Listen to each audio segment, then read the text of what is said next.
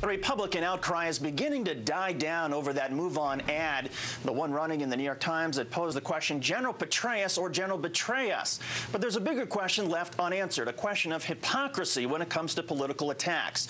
Where was the outrage when Rush Limbaugh said this about Republican Senator Chuck Hagel over one of the senator's stances on Iraq? Limbaugh said, by the way, we had a caller call, couldn't stay on the air, got a new name for Senator Hagel, Nebraska.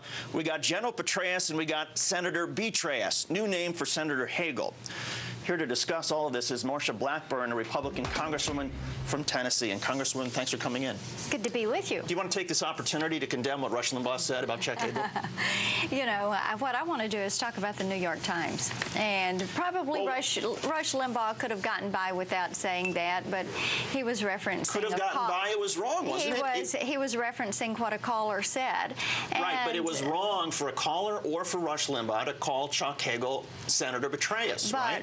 Rush Limbaugh did not go in and buy an ad and place it with the New York Times and get a special preferred rate and turn around. So there's a difference between buying an ad in the New York Times and Rush Limbaugh hearing something that he likes to hear from one of his viewers and repeating it on the air. What's the distinction? Why is there a distinction? Rush Limbaugh should not have done that, but Rush Limbaugh did not go out and buy an ad and circumvent the New York Times. It takes 2 weeks for them to tell the truth on this, and we find out that they did get a favored rate. Yeah, but they didn't know they got a favored rate, and as soon as they found out they got a favored rate, they wrote a check to the New York Times. Yeah. I don't believe that. Look, I understand, Congressman. I understand that this is an issue that you're very concerned, of course, about the Move On ad. Is that right?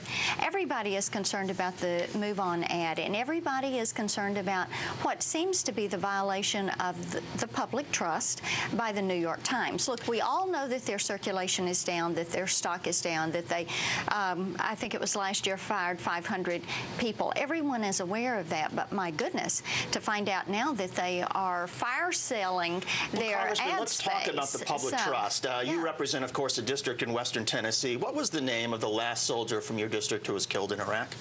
The name of the last soldier killed in Iraq, from my district, I do not. Okay, his name was Jeremy Bohannon. He was killed August the 9th, 2007. How come you didn't know the name? I do not know why I did not know the name. We make contact with the families that are in our district, and when you have a major military post, you are very sensitive to this and sensitive to working with those families, and that is something that my staff and I do daily. Our district director is a gentleman who has served in the U.S. Army and currently serves in the National Guard, and we do everything that we possibly can do to assist those families. We are very appreciative of the sacrifice. But you weren't appreciative enough to know the name of this young man. He was 18 years old who was killed, and yet you can say chapter and verse about what's going on with the New York Times and MoveOn.org. You're exactly right. I can say chapter and verse what is going on. But don't you understand the problems that a lot of people would have, that you're so focused on an ad? When was the last time a New York Times ad ever killed somebody? And yet here we have a war that took the life of an 18-year-old kid, Jeremy Bohannon, from your district, and you didn't know his name. Well, and we work very closely, as I said, with those families. We work very closely with every one of our military members. We've worked closely with Fort Campbell, because most of Fort Campbell, Kentucky actually sits in Montgomery County, Tennessee. And that is a priority with us, how we work with them, how we reach out to those families, how we stay in touch with those that are being deployed, working with the leadership teams, making certain that the community is involved with helping to care for those families. I know that and after our National Guard families as they are deployed, staying in close touch with those that some of those that have not only from our district but from Tennessee. I know that after General Petraeus testified, you said that there has been an opportunity created for progress at the local level, local political progress. Have you been to Iraq recently?